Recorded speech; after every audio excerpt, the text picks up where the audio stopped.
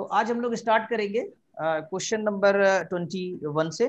जैसा कि आप लोगों ने बताया कि वीडियोस देख लिए हैं, आपने रिकॉर्डेड लेक्चर्स 5 देखे हैं, उन्हीं पर ये बेस्ड प्रॉब्लम्स हैं पूरी। तो पहला क्वेश्चन क्या है, the order of finite group G is defined as. अब यहाँ पर ऑर्डर एलिमेंट का नहीं पूछ रहे हैं, पढ़ने में कभी कभी मिस्टेक हो जाती है। The order of finite group यानी कि ऑर्डर किसका पूछा जा रहा है, ग्रुप का पूछा जा रहा है, एलिमेंट का नहीं। एलिमेंट की जो डिफिनेशन होती है वो अलग है, ग्रुप की पहले आ जाती है कि एक ग्रुप होता है फाइनाइट ग्रुप और एक होता है इनफाइनाइट ग्रुप कह सकते हैं, ऑर्डर जीरो का ग्रुप कह सकते हैं, ऑर्डर जीरो का भी कहा जाता है उसको, ऑर्डर जीरो का ग्रुप है। तो बताइए आशा क्या आंसर होगा? सर ए होगा the number of elements in G. ठीक, ये जी। की जरूरत नहीं थी, इन जी। ठीक है, ये हो जाएगा। जैसे कि अगर एग्जाम्पल के तौर पे लें तो एक बहुत बढ़िया एग्जाम्पल ये चलता है 1 - 1 i और माइनस, इसे फोर्थ रूट्स ऑफ यूनिटी का कहते हैं। Fourth roots of yes sir. का ग्रुप होता है और ये मल्टीप्लिकेटिव ग्रुप बनाता है, कंपोजिशन टेबल बनती है। जैसे जैसे आप लेक्चर देखते जाएंगे रिकॉर्डेड, वहां हमने सब बता दिया इसके बारे में। तो ऑप्शन ए इज करेक्ट। अब दूसरा सवाल आ रहा है, the smallest number of elements which A group में हैव, यानी कि कोई एक ऐसा ग्रुप जो कि फाइनाइट है, उसमें कम से कम कितने एलिमेंट होने चाहिए। तो इसको कौन बताएगा? आशीष बता पाएंगे क्या होना चाहिए? कम से कम एक एलिमेंट होना ही चाहिए। और ये एलिमेंट जानते हैं कौन सा होता है? वो उसकी आइडेंटिटी होती है, identity, right. Yes sir. Identity element किसी ग्रुप में ना हुआ तो फिर वो ग्रुप ही नहीं बनेगा। तो हम ये कहते हैं कि किसी भी ग्रुप में पहला अधिकार किस एलिमेंट का है? अधिकार मतलब कौन पहले रहेगा उसमें? आइडेंटिटी रहेगा। आइडेंटिटी। आइडेंटिटी गया तो फिर कोई भी आ जाएगा तो ग्रुप नहीं बना पाएगा। तो पहला अधिकार आइडेंटिटी का है और कम से कम तो उसको रहना ही है। इसीलिए जब भी हम नॉन एम्प्टी सेट लेते हैं ग्रुप में तो एटलीस्ट आइडेंटिटी बिलोंग्स हम कहते हैं। जैसे हम सब ग्रुप भी बनाते हैं, आगे चल के आपको हम पढ़ाएंगे, तो उसमें जो दो हमारे इम्प्रॉपर सब ग्रुप्स होते हैं उसमें एक आइडेंटिटी अलोन का जरूर आता है। ठीक, ट्राइवियल कहलाते हैं ये, ट्राइवियल ग्रुप्स, राइट, सब ग्रुप्स। और ये जी इज इक्वल टू एक एच आता है, दो तो होते ही सब ग्रुप। जब सब ग्रुप टॉपिक आएगा तो वहां पर ऐसा डिस्कशन करेंगे। तो कम से कम एक एलिमेंट तो होना चाहिए। अगला सवाल है, the smallest example of A group is. Smallest कौन सा होगा? शायद अभी अभी हमने आंसर आपसे डिस्कस किया, बताइए कौन सा ऑप्शन सही है इसमें स्मॉलेस्ट के लिए? बी। Second option. अभी हमने आपसे बताया पहला अधिकार आइडेंटिटी का है। ठीक, अब आते हैं the structure Z comma plus. Z यानी इंटीजर्स का सेट लेते हैं, तो ये क्या बनाता है बताइए। तो बहुत ही सिंपल सा क्वेश्चन है, आपको सबको आता होगा ये वाला। ये फाइनाइट एबेली ग्रुप बनाएगा, ये एक फाइनाइट नॉन एबेली ग्रुप रहेगा, एन इनफाइनाइट एबेली ग्रुप है, ये एन इनफाइनाइट नॉन एबेली। इसमें दो बातों का जिक्र किया गया, अगर आप गौर करिए तो एक तो फाइनाइट और इनफाइनाइट जैसी बात का किया गया है, और एक एबेली और नॉन एबेली, यानी दो कैरेक्टरिस्टिक इसकी आपको जज करनी है इसके अंदर जवाब देते समय। तो अगर आप इसको जज करिए तो ग्रुप बनाता है कि नहीं, पहले ये बताइए। Yes sir. ग्रुप तो बनाएगा, एबेली भी होता है, ये एबेलियन भी होता है यस सर। ना, यस सर। एडिशन कम्यूटेटिव होता है। और ये फाइनाइट है कि इनफाइनाइट है, ये सोच लीजिए। Sir infinite. तो कैसा आंसर निकला बताइए, क्या आंसर सही होगा? Answer C C. C, N infinite अलेबियन ग्रुप। तो ये कैसा हुआ? इनफाइनाइट नंबर ऑफ एलिमेंट्स हैं इसलिए इनफाइनाइट हुआ। और ग्रुप तो बनाता ही है एडिशन के लिए और कम्यूटेटिव भी। Addition is commutative over the set of integers, वैसे तो एडिशन सब पे कम्यूटेटिव होता है। ठीक, अब आते हैं 25 नंबर पे। which of the following is responsible for the structure z -1 not to be a group। देखिए यहाँ पर जो बात कही जा रही है, एक बात है रिस्पॉन्सिबल की, जिम्मेदारी किसकी है? क्या, किस बात की जिम्मेदारी? Structure this not be a group, यानी structure Z comma minus group ना हो, इसकी जिम्मेदारी किसकी है? ऐसा कौन सा लॉ है जो फेल कर रहा है यहाँ पर? भाई कोई फेल कर रहा होगा तभी तो इसी वजह से वो ग्रुप नहीं बना रहा होगा। तो कौन सा लॉ है जो फेल कर रहा है? लॉ समझते हैं आप, क्लोजर भी पढ़ा, एसोसिएटिविटी, कम्यूटिविटी। तो बताइए कौन सा है इसके अंदर? कल हमने बताया भी था आप लोगों को, शायद हमें याद आ रहा है, कल ये कल का वहां पाएंगे एक चीज। Sir associative B. हाँ बिल्कुल सही, एसोसिएटिव। सब लोगों को समझ में आ रहा है? देखिए ये सब चीजें आप रिकॉर्डेड लेक्चर देखिए, उनमें कंसेप्ट भी क्लियर होंगे और वैसे भी बीच बीच में बताते चलेंगे। देखिए माइनस जो आपका ये साइन है ना, तो एसोसिएटिव लॉ जो आप पढ़ते हैं उसके मुताबिक A operation B operation C equal to A operation B operation C होना चाहिए। और एडिशन तो फॉलो करता है नंबर सिस्टम में, लेकिन सब्सट्रैक्शन नहीं करता है। सब्सट्रैक्शन जो होता है कि अगर हम मान लीजिए यहाँ लिखें 2 - 3 - 1, तो ये इक्वल नहीं होगा 2 - 3 - 1 के, राइट। बाई चांस कभी हो जाए तो वो अलग बात है, लेकिन इन जनरल नहीं होता है। तो मिलाकर अगर जनरल की बात की जाए तो a - b - c not equal to a - b - c, अगर ब्रैकेट शिफ्ट कर देते हैं तो नहीं। तो ग्रुप ना होने की जिम्मेदारी किसकी है, किस लॉ की है, किस वजह से नहीं बनता है ये एसोसिएटिव लॉ यहाँ पर फेल कर जाता है। ठीक, तो ये आई थिंक सबको समझ में आ गया होगा, कोई प्रॉब्लम नहीं है। अगर नहीं आता है तो आप नोट कर लेंगे, बीच में बोल सकते हैं, बता सकते हैं हमें कि सर ये नहीं समझ में आ रही बात, पूछ लेंगे हमसे। क्वेश्चन नंबर 26 में आते हैं हम लोग। बताइए 26 में क्या कहा जा रहा है। इफ Q0 का मतलब होता है रेशनल नंबर इसमें का जीरो ना सेट, हो। इसमें जीरो ना हो, excluding the member, excluding that element with a set of all non zero, लिख भी दिया गया है, set of all non zero rational numbers हुए, then the structure Q comma multiplication is. अब ये क्या बनाता है, इफ फाइनाइट एबेली ग्रुप है, if finite non abelian group है, एंड इनफाइनाइट एबेली ग्रुप है, एंड ये वही वाली बात हो गई जो ऊपर जेड कॉमा प्लस में दिया हुआ था।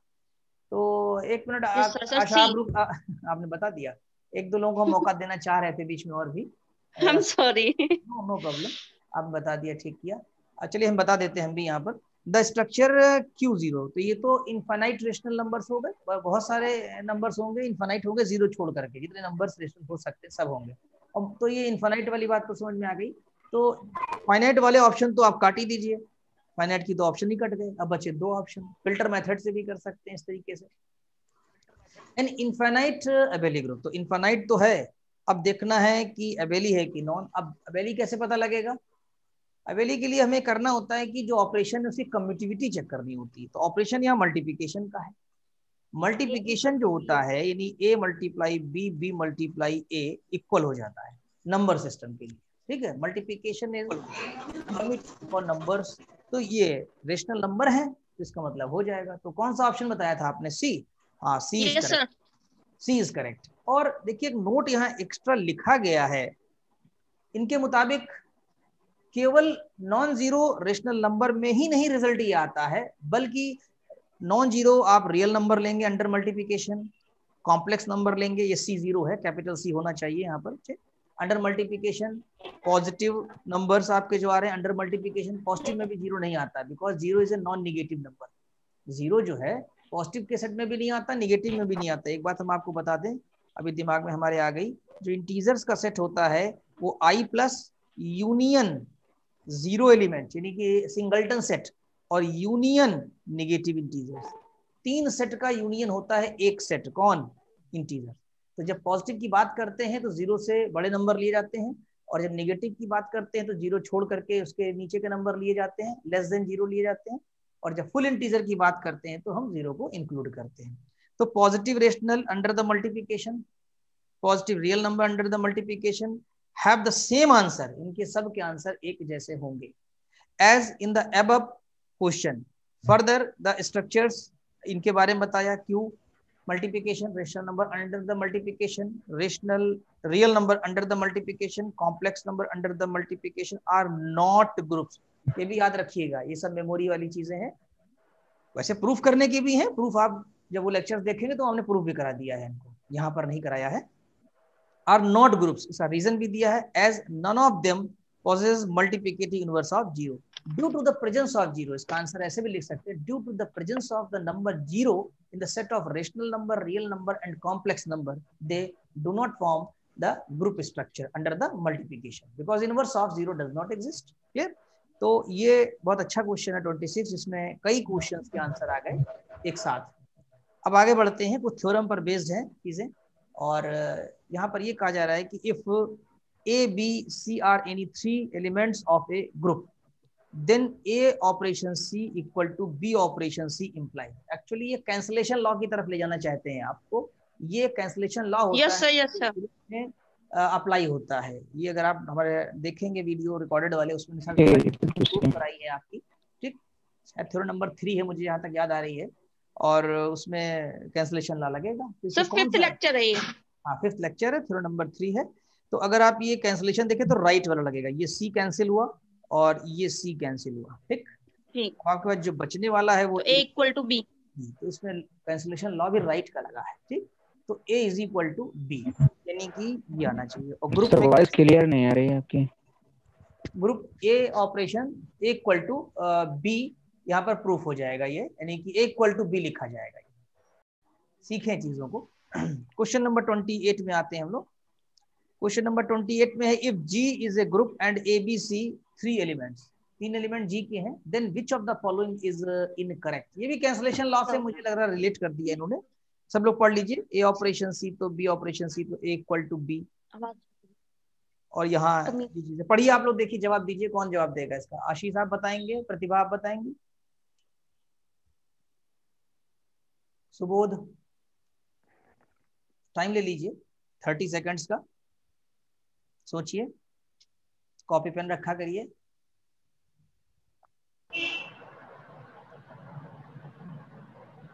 देखिए ये तो सही लग रहा है पहला वाला, है ना, सी कैंसिल हुआ, तो ये तो सही ऑप्शन है हमारा। जी सर, पहला इनकरेक्ट पूछा जा रहा है। सर बी होगा, बी ऑप्शन। क्यों ए बी? हाँ, ये नहीं हो सकता, क्योंकि एक को लेफ्ट से काटे, क्योंकि सर एक राइट है और एक लेफ्ट है। हाँ बिल्कुल सही। ये वाला देखो, अगर आप ये वाला, इसमें कोई टाइपिंग मिस्टेक है, it should be sir C में प्रिंट मिस्टेक है शायद। हाँ यहाँ प्रिंटिंग मिस्टेक है, it should be C operation A. तो ये तो सही है। कैंसलेशन तो सी से सी कट गया, तो ए इक्वल टू बी। यही गलत है। गलत का मतलब ये ऑप्शन सही है, ऑप्शन सही है, स्टेटमेंट यस सर। हमें ऑप्शन सही पता करना था, स्टेटमेंट गलत पता करना था। तो statement is wrong but the option is correct. Clear? तो इस तरीके से हम लोग 28 भी कर लिया। तो थोड़ा क्वेश्चन देखिए, अलजेब्रा के क्वेश्चन आते बहुत आसान है एग्जाम में, लेकिन थोड़ा हम लोग जल्दी में जैसे रहते हैं और स्टेटमेंट ठीक से नहीं पढ़ा, पता लगा पूछा कुछ था जवाब दे दिया कुछ, इसीलिए वो घुमा फिरा के पूछते हैं कि आपकी सिंसियरिटी चेक करते हैं कि आप सिंसियर कितना है, चीजों का ऑब्जर्वेशन कितना अच्छा है आपका। दोनों चीजें, रीजनिंग भी चेक हो जाती है, आपकी सिंसियरिटी भी चेक हो जाती है उसके साथ साथ, ठीक। तो हम आते हैं 29 नंबर में। If G is a group then it has, अब ये भी थ्योरम पर बेस्ड है हमारा सवाल। इट हैज मतलब इसमें क्या बिलोंग करेगा। जैसे हम आपको बताएं, जब ग्रुप होता है ना, इसमें एक एलिमेंट A होता है, एक B होता है, उसका इनवर्स भी होता है, हर एलिमेंट का इनवर्स होता है, उसमें आइडेंटिटी एलिमेंट भी होती है, ठीक। अगर हम कहें कि क्या इसमें AB बिलोंग करेगा, तो आप कहेंगे हाँ। अगर मल्टीप्लिकेटिव ग्रुप है तो प्रोडक्ट भी उसका बिलोंग करेगा। क्या प्रोडक्ट का इनवर्स बिलोंग करेगा? हाँ करेगा। फिर आगे चल के थ्योरम बनती है कि आइडेंटिटी एलिमेंट जो है किसी भी ग्रुप में यूनिक होता है, यानी एक ही होता है। एक ही होता है सर, सी। सी ओनली वन आइडेंटिटी एलिमेंट। देखिए हाँ, element only one identity unique, इसको थ्योरम नंबर 1 कहा जाता है। थ्योरम नंबर 1 हम पढ़ाते हैं, उसमें लिखा रहता है कि identity element is unique in a group. ये प्रॉपर्टी है, यूनिवर्सल ट्रूथ है। वो ग्रुप चाहे कुछ भी हो, कोई भी ग्रुप स्ट्रक्चर हो, चाहे वो आपका मैट्रिक्स का बना दे या कोई सेट आप डिफाइन कर दें, सेट भी बहुत डिफाइन किए जाते हैं, तो उस आधार पे ही ग्रुप बन जाए, तो लेकिन आइडेंटिटी आपकी यूनिक रहेगी। और inverse of the each element is also unique, यानी किसी भी ग्रुप में जो इनवर्स है हर एलिमेंट का अलग अलग होता है, ठीक। चाहे वो A की बात करे, चाहे वो B की बात करे, उन सब में आ जाएगा आपका। 30 नंबर क्वेश्चन पढ़ते हैं। If A is any element of A group G, जैसे ये एलिमेंट है यहाँ पर, ठीक, then the number of inverses, देखिए ये भी थ्योरम का ही पार्ट है, किसी एक एलिमेंट के कितने इनवर्स होंगे बताइए। सर 1, एक ही इनवर्स होगा। एक ही इनवर्स होगा, कोई 2-4 इनवर्स थोड़ी हो जाएंगे उसके, एक एलिमेंट का एक, ठीक। तो याद रखिएगा कि ये एक इनवर्स होता है। आगे बढ़ते हैं इसमें हम लोग। ये बताइए इनवर्स का इनवर्स क्या होता है। ये तो आप ऐसे लगा दें, एलिमेंट ही आ जाएगा। एलिमेंट ही आ जाएगा, तो बहुत सिंपल हो गया। 31 भी कर लिया हम लोगों ने। 32 में आते हैं, चलिए 32 बताइए। A B any two elements of a group, then A operation B whole inverse is equal to, क्या होगा? कौन बताएगा इसको? सभी आप बताइए, बता पाएंगे? आप रिवीजन करिए अपना, ठीक है, चीजों को देख, वीडियोस देखिए, कोई डाउट्स हो तो हमसे पूछिए, ठीक। A सर D, सर अगर B में प्रिंट मिस्टेक नहीं है तो B, क्योंकि यहाँ पर B इनवर्स की जगह A इनवर्स होना चाहिए, अदरवाइज D। देखिए नहीं, प्रिंटिंग मिस्टेक मत लेके चलिए अभी आप, अब नन है तो ठीक है, एक्चुअली इसे रिवर्सल लॉ कहा जाता है, मैं बता दूं आपको रिवर्सल लॉ। Yes sir.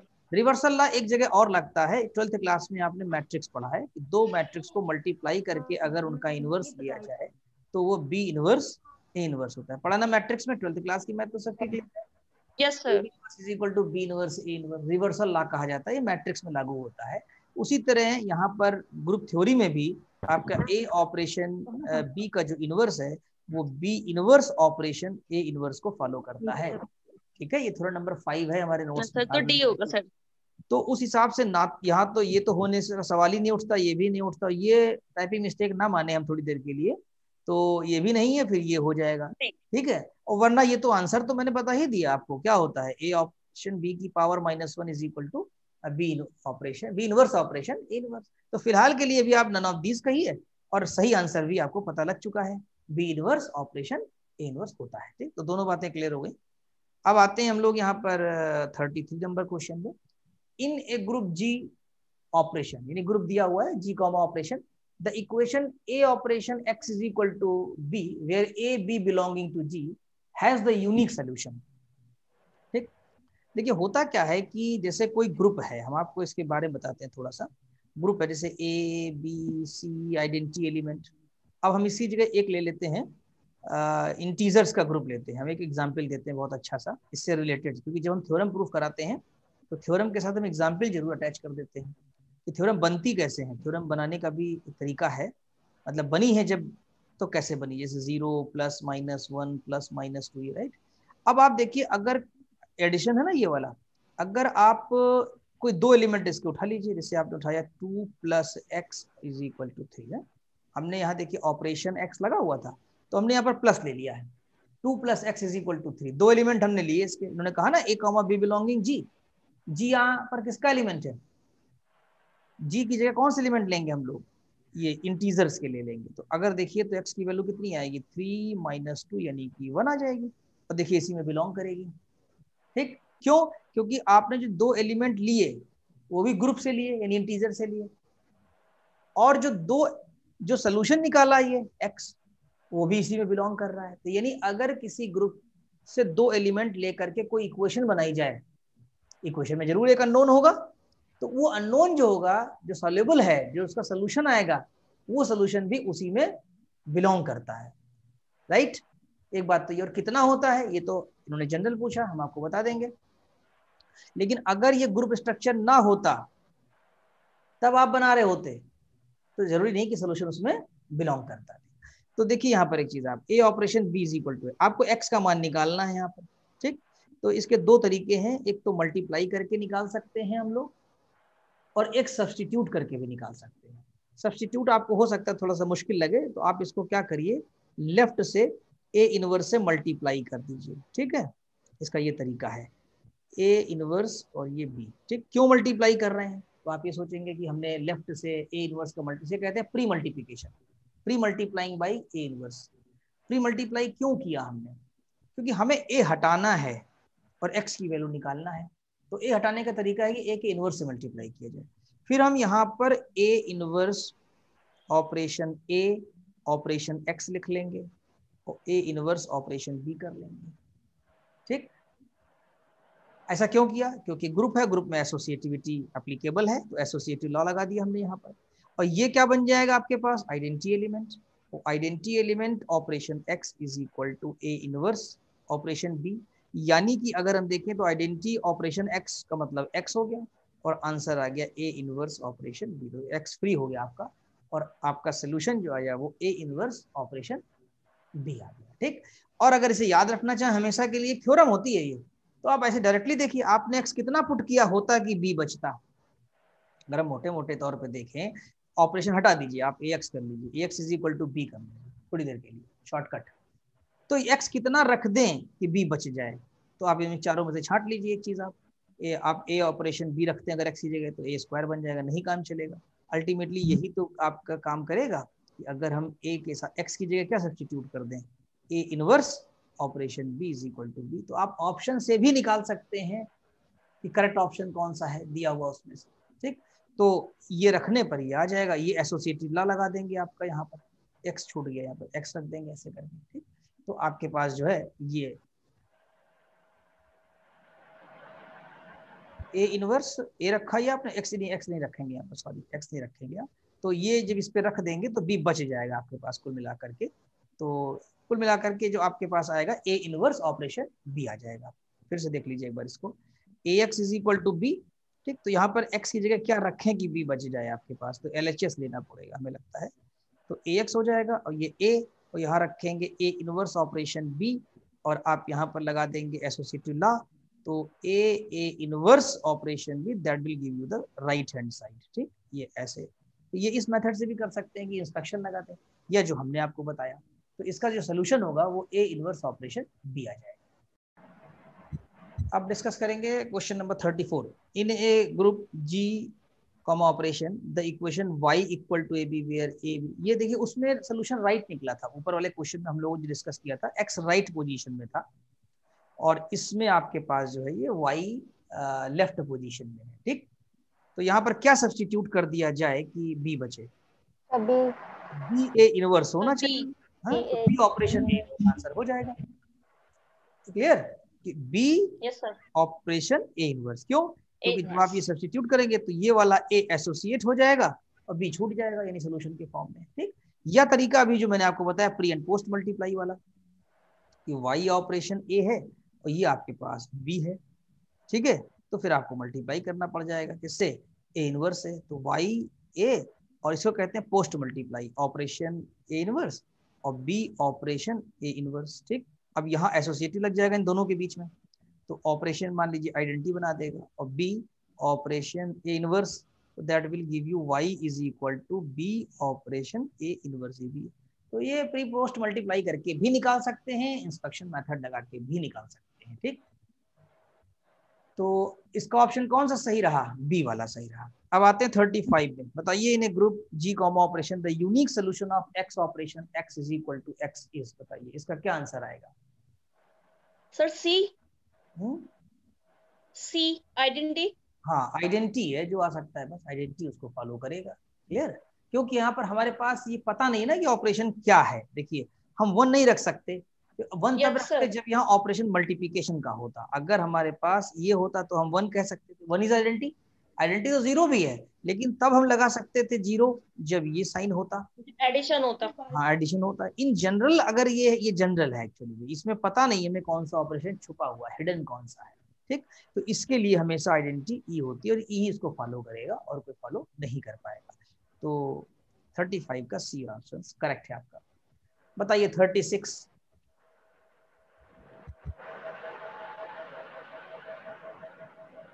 ये भी थ्योरम है, ये भी आपकी थ्योरम है।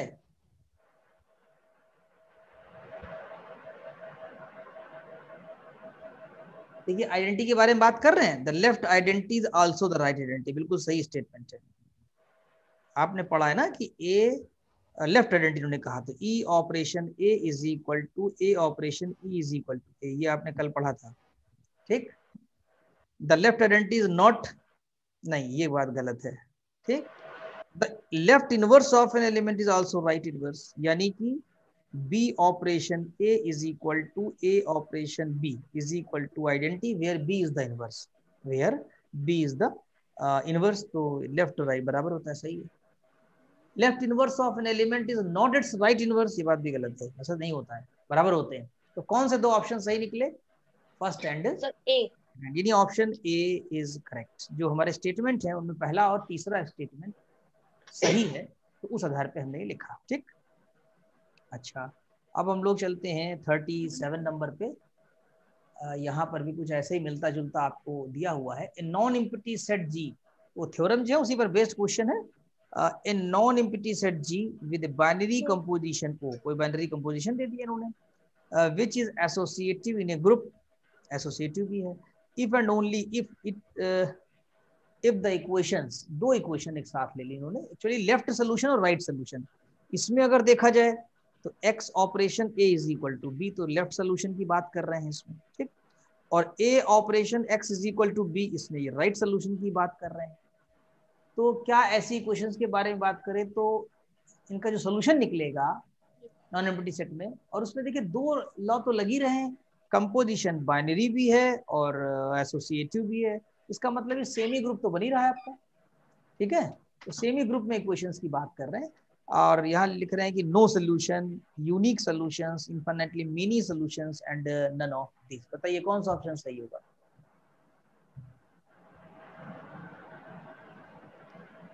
आशा कुछ याद है? Sir B, unique solution. हाँ, यूनिक सॉल्यूशन, सॉल्यूशंस इनके यूनिक ही आएंगे, ठीक है। सेमी ग्रुप में भी ये फार्मूला लग जाएगा और ये यूनिक सॉल्यूशन। Yes sir. ठीक, थ्योरम्स हैं, आप पढ़िए और प्रूफ भी पढ़िए, प्रूफ भी हमने दिए हुए हैं, वीडियोस देखिए उनको। अगला बताइए, ए सर आपने 5 थ्योरम पढ़ाई होंगी ना? हाँ, जो जनरल प्रॉपर्टीज ऑफ बाद ग्रुप, उसमें 5 थ्योरम पढ़ाई हैं। ये 6 नंबर की थ्योरम है वीडियो में, वहाँ देखिएगा। हाँ 5 में सर, रिवर्सल लॉ तक पढ़ाया था उस वीडियो में मैंने, 5वें में, छठे video. Yes sir, yes sir.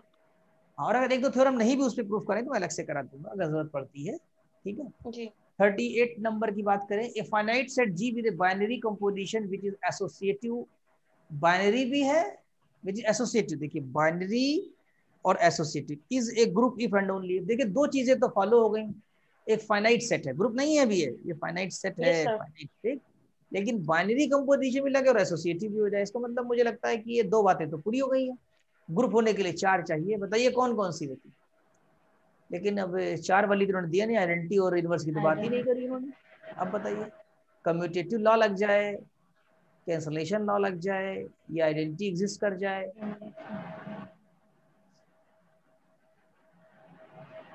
कोई जवाब दे पाएगा? सर आइडेंटिटी एग्जिस्ट इन जी। नहीं, बी नहीं, नहीं आइडेंटिटी के साथ इनवर्स भी लगाना पड़ेगा। एक थ्योरम है, ये भी फिर थ्योरम आ गई, आप वीडियो देखिएगा। फिर नंबर 3 है, फिर नंबर 3 हमने कराई है कि ग्रुप में कैंसलेशन लॉ लगता है। अगर कैंसलेशन लॉ लग रहा है तो ग्रुप होगा, और ग्रुप होगा तो कैंसलेशन लॉ लगेगा, दोनों बातें, ठीक है। इफ एंड ओनली इफ लगा हुआ है ना, ग्रुप है तो कैंसलेशन लॉ, और कैंसलेशन लॉ है तो ग्रुप, ठीक। तो ये फाइनाइट सेट जी है। सर अगर कैंसिलेशन है तो उसमें हमें ग्रुप की 4 प्रॉपर्टीज करने की जरूरत नहीं है? हो जाए, नहीं नहीं नहीं, उसमें 2 होनी चाहिए कम से कम। बाइनरी तो दिया हुआ है ना, यस सर, दिया हुआ है, और एसोसिएटिव दिया हुआ है, बस कैंसलेशन लग रहा है तो उसके अंदर वो दोनों आ गई, आइडेंटिटी इनवर्स वाली। अच्छा अच्छा, क्योंकि कैंसलेशन लॉ इनवर्स की हेल्प से ही प्रूफ होता है। कैंसलेशन लॉ जब आप प्रूफ करते हैं कि A operation B is equal to A operation C implies B is equal to C, तो इसमें कैंसलेशन लॉ का ही तो, जब ये हाँ सर, ये सर वो अपॉन में चला जाएगा इनवर्स। ए इनवर्स ही तो प्री मल्टीप्लाई करते हैं, याद करिए। यहाँ पर हम लोग जो है प्री मल्टीप्लाई ए इनवर्स, और इनवर्स के मल्टीप्लाई करने से, एसोसिएटिव लॉ लगा देने से, अब देखिए एसोसिएटिव नहीं होगा तो ये दिक्कत नहीं करेगा आपको। तो बाइनरी और एसोसिएटिव है और कैंसलेशन लग रहा है, ठीक, तब जाके ये ग्रुप हो जाएगा, ग्रुप इफ एंड ओनली। तो इसका ऑप्शन जो है बी करेक्ट है, ये ध्यान रखिएगा आप, ठीक। थ्योरम्स पढ़िए, उनके वीडियोस देखिए, बार बार चीजों को समझिए, डिस्कस करिए, आपको क्लियर हो जाएगा ये। अब आते हैं क्वेश्चन नंबर 39 में, ठीक। देखिए क्या कह रहे हैं, अब ये आ गया कंपोजिशन टेबल वाला। कंपोजिशन टेबल में क्या होता है कि हमें फाइनाइट नंबर ऑफ एलिमेंट्स होते हैं और उन्हें एक एक करके हम मल्टीप्लाई करते हैं। जैसे ये आपने टेबल बनाई, मैं आपको इस एग्जांपल में बताता हूँ। If O is a binary operation on a non empty set G, और एलिमेंट्स कितने, 3 है इसके पास, x, y और z। Then the number of elements of A form A operation B, कितने एलिमेंट होंगे? और 3 हम ऐसे लिखते हैं, x y z। x को x से मल्टीप्लाई करते हैं, तो मान लीजिए x स्क्वायर कर लीजिए, ये x y आएगा, ये x z आएगा पहले में।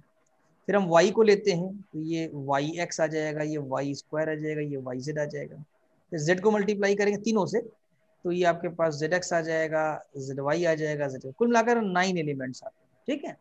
तो याद रखिएगा इसमें 9 होंगे, अगर यहाँ 4 होते तो 16 एलिमेंट होते, 5 तो 25 एलिमेंट, यानी स्क्वायर के फॉर्म में एलिमेंट्स आते जाएंगे, ठीक। तो ये फाइनाइट ग्रुप के लिए हम लोग स्टडी करते हैं, तो आई थिंक ये समझ में आ गया। अब क्वेश्चन नंबर 40 हम लोग पढ़ेंगे, the entries in A composition table. इसको एंट्री कहते हैं, देख लीजिए फिगर बना यहाँ पर, ये एंट्री होती है, 9 एंट्रीज, जैसा कि पिछले क्वेश्चन की वजह से हम लोगों ने बनाया था इसको। Which defines a binary operation are symmetric with respect to the principal diagonal. Principal diagonal क्या होता है? देखिए ये जो एलिमेंट्स आपके इसमें दिख रहे हैं इस समय कंपोजिशन टेबल में, तो ये जो X square Y square Z square की ये जो लाइन है, इसे प्रिंसिपल डायगोनल कहा जाता है। सिमेट्री का मतलब होता है इस डायगोनल के लेफ्ट में नीचे की तरफ और थोड़ा सा ऊपर के एलिमेंट अगर देखे जाएं, ठीक है, तो देखिए ये जो हम डार्क ब्लू लाइन ड्रॉ की है उसके इधर अगर एलिमेंट देखें आप, तो जितने भी एलिमेंट आ रहे हैं आपके पास, ये हमने हटा दिया इसलिए थोड़ा सा क्लीन कर दिया, ये दिख जाए आपको, ठीक। अब यहाँ पर अगर हम एलिमेंट्स की बात करें तो एक सेकेंड रुकिएगा, देखिए ये ग्रीन वाला प्रिंसिपल डायगोनल हो गया आपका, ये ब्लू लाइन देखिए आपकी वाई एक्स और जेड वाई है, इधर देखिए वाई एक्स और जेड वाई है, ठीक, सिमेट्री कही जाती है इसको। और ये देखिए जेड एक्स है कॉर्नर में बिल्कुल, एक्स जेड है, तो ये सिमेट्री होगी। इसे कहते हैं कि जो टेबल है, टेबल की जो एलिमेंट्स हैं they are symmetrical about the principal diagonal, principal diagonal के अबाउट सिमेट्रिकल हैं। और ये तभी संभव है जब ऑपरेशन कम्यूटेटिव हो, जैसे ये मल्टीप्लिकेशन नंबर सिस्टम में कम्यूटेटिव होता है, मल्टीप्लिकेशन हमारा नंबर के लिए कम्यूटेटिव है, तो इसलिए ये लॉ फॉलो कर रहा है। आगे चल के मॉडलो वगैरह पढ़ाएंगे तो वहां भी ये ऑपरेशन फॉलो कर जाता है कि कम्यूटेटिव है, if and only if the operation is commutative. तो याद रखिएगा प्रिंसिपल डायगोनल के अबाउट सिमेट्री ये शो करता है कि ऑपरेशन हमारा कम्यूटेटिव। तो आई थिंक आज काफी कुछ समझ में आ गया होगा। हम लोगों ने लगभग 20 क्वेश्चंस, नेट 20 क्वेश्चन 21 नंबर से चले थे, 40 नंबर क्वेश्चन तक हम लोगों ने डिस्कस कर लिया है और काफी कंसेप्ट क्लियर हो गए हैं आपके, उनकी प्रैक्टिस करिए और जितने रिकॉर्डेड वीडियो है पहले उनको आप देखिए और फिर कल हम लोग 41 से ऑनवर्ड चलेंगे और इस शीट को कंप्लीट करेंगे।